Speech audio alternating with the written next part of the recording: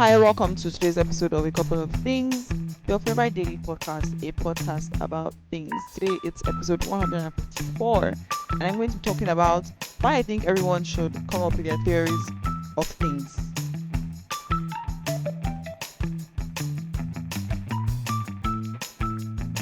So, typically, when people say theory, I think that the first thing that you think is like a scientific, well substantiated explanation of something that comprises of like laws, hypotheses, and so on and so forth. Like, oh, the theory of gravity or the law of gravity, that kind of thing. That's what most people think when you hear theory.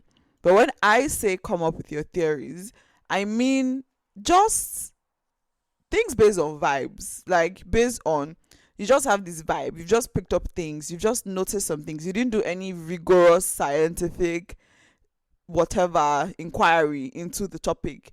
You just observe one or two things about yourself, people around you, things that are happening around you, and that's just a potential framework through which you approach things and whatever. So it's not deep like that. If you're listening to this podcast, you've probably maybe seen my theory of friendships, and I've written about it on my newsletter as well, and there's also a whole ebook resource I made. Anyway, I didn't do any rigorous scientific discovery inquiry process. I just literally one day realized that there was something in common around things like good friendships that I have seen and friendships that I have had. And I was like, oh, what are those things? It wasn't just vibes where it was like, oh, just pulling things out of the air.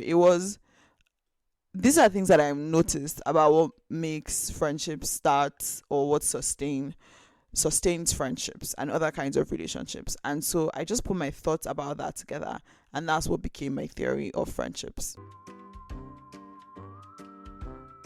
Hi, thanks for listening so far.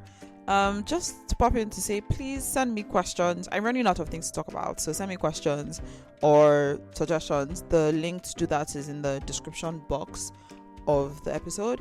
Also, subscribe. Thanks. Okay, let's get back into the episode. And the thing is that we're actually already doing these things. Every day we make hypotheses and theories based on the things that we observe, and that's how humans have operated pretty much since the beginning of humanity. When people ate berries or whatever, if somebody died after eating this particular kind of berry, somebody files that. I'm like, that is suspicious. If it happens again, then everybody's like, okay, maybe we should avoid this berry, this is poisonous and could kill us. Or maybe then somebody says that if I want to kill somebody, if I want to kill my ops, then I can use this berry. So the point is, we've always been doing this. You don't have to be in academia or be a scientist or whatever to have observations about life and to have theories. The only thing, the caveat, is that we shouldn't be so stuck and grounded in these theories, especially when they are very limited, especially because they are very limited to what we have seen and experienced, whether even from our own direct experience or vicariously through other people.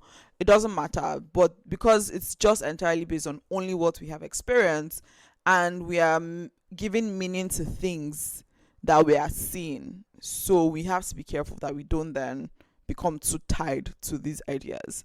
The story goes that Isaac Newton first thought about gravity and the whole idea of gravity because he observed an apple fall from a tree, and that was where it started from for him.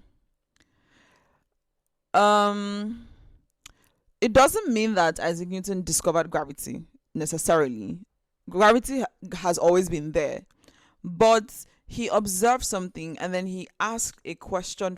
Like, he went further than what he had observed and he came up with a theory, and then he tested that theory. Now, we don't have to go, like, everybody as an individual in day-to-day life doesn't need to necessarily explore scientifically all the theories that they come up with based on what they've observed, but just that process of engaging with the world around you carefully observing things, looking at things, and asking questions like, why did that happen? What does that mean? What could be the driving force behind this? Why are things that are this way, and why are things that are not this way, that way? Like, just engaging with the world that we're in opens up our minds to so many things, and you start to notice trends and things that you may not have seen before. And sometimes, again, it may be wrong, but it doesn't matter if it's wrong. See the episode on "It's Okay to Be Wrong in Public." The point is that you're learning, and that is better than what most other people can say for themselves. People that are too afraid to be wrong, that they then stop learning. And I think that that is worse than being wrong. Like, not being able to learn, I think, is worse than being wrong. So today, I encourage you to go out there, observe something, think about it some more. Why could this be? And come up with your theory of why this was. Thank you for listening to today's episode of A Couple of Things. If there was anything you found interesting or insightful, or you enjoyed the episode, please do share to someone or multiple people. Like, leave a comment, and definitely do subscribe and all the nice things. Bye.